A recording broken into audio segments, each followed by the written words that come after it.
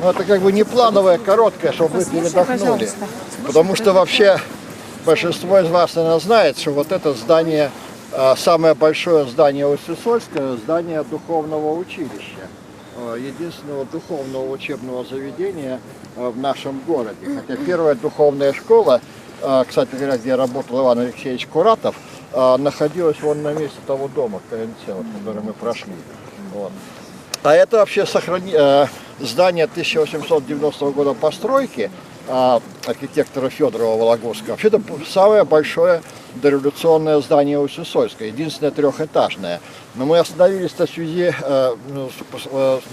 скажем так, другом поводу. Вообще все низшее духовенство Коми-края в основном, ну, это псаломщики, потому что, чтобы быть священником или диаконом, то есть в священническом чине, нужно было закончить семинарию. Семинария была только в Вологде.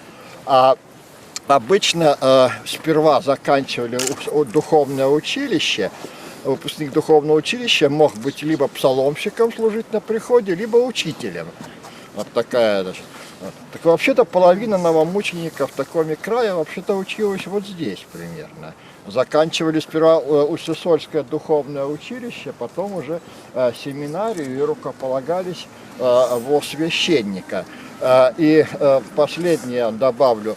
У нас из 21 вот, прославленного в соборе Коми святых 19 приняли мученическую кончину, считая и епископов Герасима и Петерима, и все 17 новомучеников, по сути дела. А вообще-то здесь можно увешать мемориальными досками все здание по выпускникам, по учащимся, потому что духовенство Коми-края было уничтожено практически полностью в годы советской власти.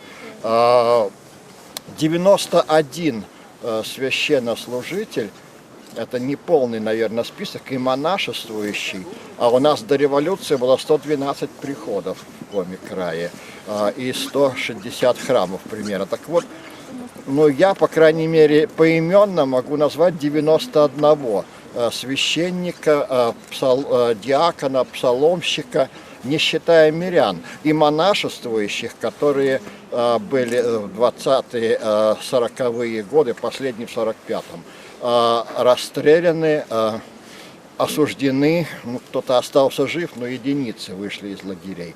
Остальные остались в лагерях. И кроме того, имейте в виду, вообще в нашей земле покоится еще более 10 новомучеников, которые прославлены в других епархиях, не в наших, которые не включены в собор Коми святых.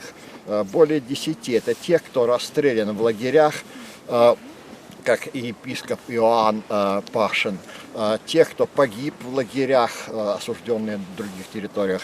Вот они умер в лагере от болезней, от голода.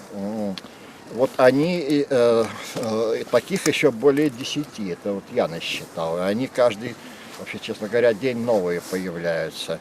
Вот. Ну, после этой короткой остановки, да, и чтобы второй раз не останавливаться, сразу пойдем до Орджоникидзе. Вот это вот белое здание, вот оно тоже мемориальное, оно